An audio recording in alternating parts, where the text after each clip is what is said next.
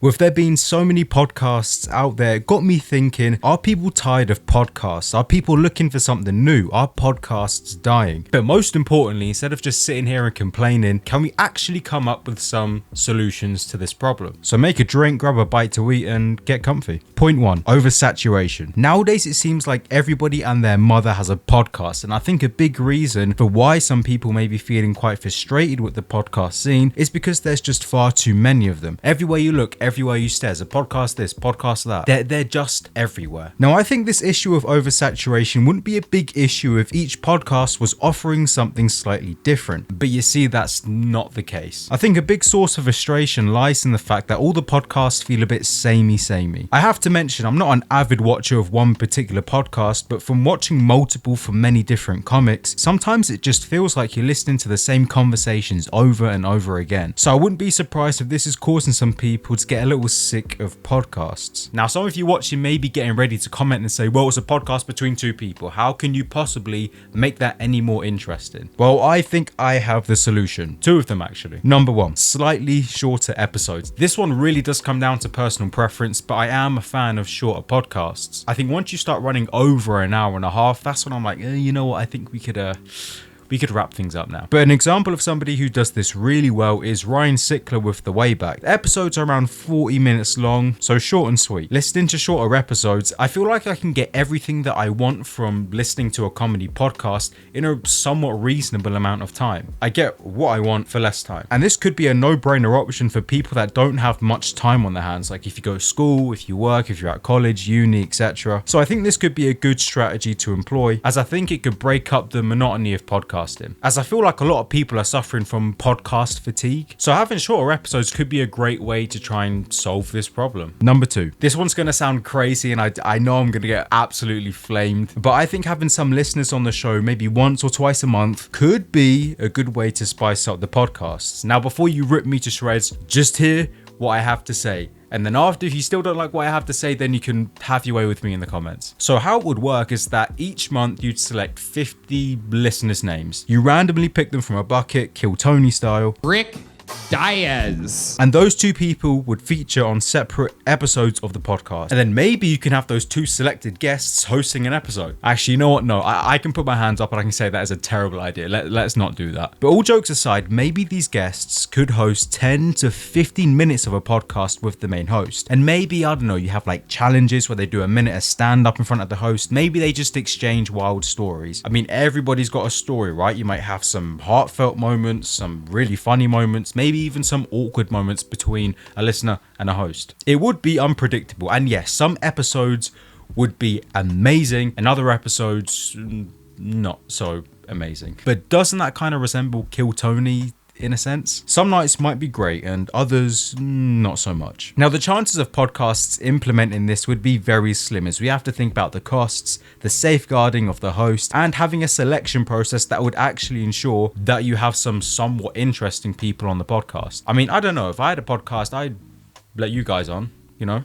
See what happens, why not? Part 2, adverts. Now, it wouldn't be a video about podcasts without mentioning the infamous adverts. There's no denying that ad breaks can be extremely annoying, especially if you're a frequent viewer of a podcast. I can see how this can become quite an annoyance, as every single episode, it feels like you're getting bogged down with ads left, right, and center. And I think the biggest problem with adverts in podcasting is that they break up the flow of the show. And at times, it feels like you're watching more adverts than actual podcast footage. But are ads really that bad? I don't think so. I don't see ads as a massive issue, as you can just skip them. But I'm sure whoever's watching this, you'll agree that things start to get strange when ads start cropping up in paid content. A few months back, I was listening to the Rogan Experience on Spotify, minding my own business, until I heard an advert for like AG1 or something. I can't lie, this did bother me slightly, as I thought the whole point of paying a premium for a service is that I don't get the ads. I was so confused. Like I thought I'd like run out of premium or something. And I'm sure this probably has something to do with Joe Rogan's old Spotify deal and some nuanced detail that allows ads to run regardless of if you're a premium member or not. But still, it's it caught me off guard. Now, you can skip the ads, so it's not a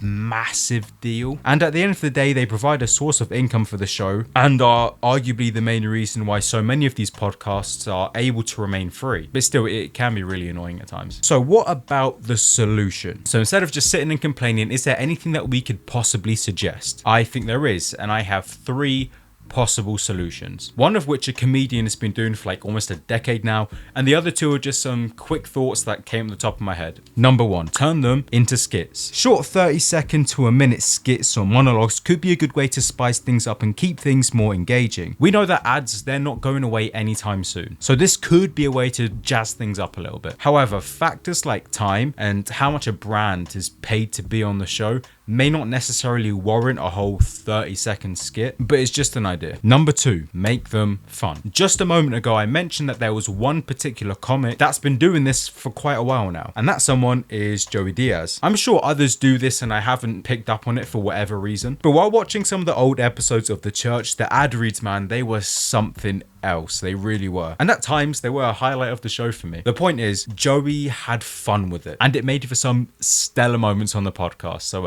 you guys can go and check those out. We're brain right now and press in. Let's don't gotta deal with this fucking bird of happiness. Work them over. Everybody, you're too rough on them. It's on it. That's what I said.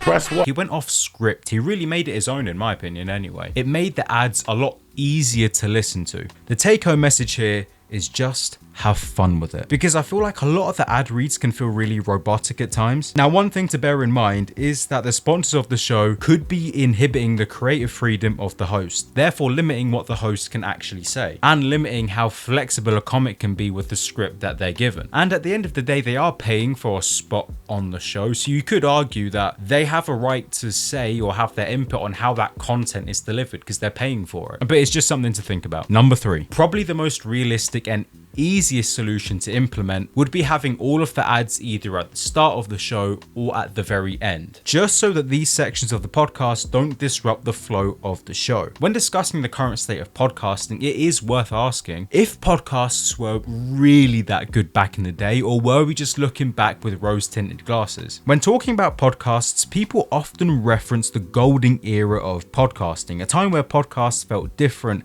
they felt fun, and they felt engaging. And although podcasts back then are more or less the same now when you look at it, in the sense that it's essentially just a group of people chatting away in a room for an hour. But if we peel back a layer and really think about it, things did feel slightly different, and I think I have a potential explanation for this shift. And that explanation would be the business of podcasting. Back then, podcasts were pure, if you will. And I use that term very loosely because there's absolutely nothing wrong with making money and things like that. But like most things, when they start out, they're never about the money or they're never about the business. But after the explosion of podcasts, I feel like it became the new thing. If you had an audience and if you had an established fan base, it was almost strange if you didn't have a podcast. I mean, it's a great way to get exposure and it's a great way to get your name out there. And many podcasts still achieve this old feel with the chemistry between the hosts. But where am I going with this? You see, podcasting may be entering the latter stages of its product life cycle. Therefore, people are starting to get a bit tired of it. Podcasts are definitely not dead yet, but I'm fearful that if something doesn't change or nobody adds an innovative twist or spin to these podcasts, within the next few years, podcasts could die out, or at least become significantly less popular than they are now. But if you have enjoyed, do leave a like. Don't forget to subscribe to join the growing family. You guys have been just killing it lately. I feel like only the other day, we were celebrating like 250 subs and now we're at 271, I think. So thank you very, very much. But thank you for watching and I'll see you guys in the next one.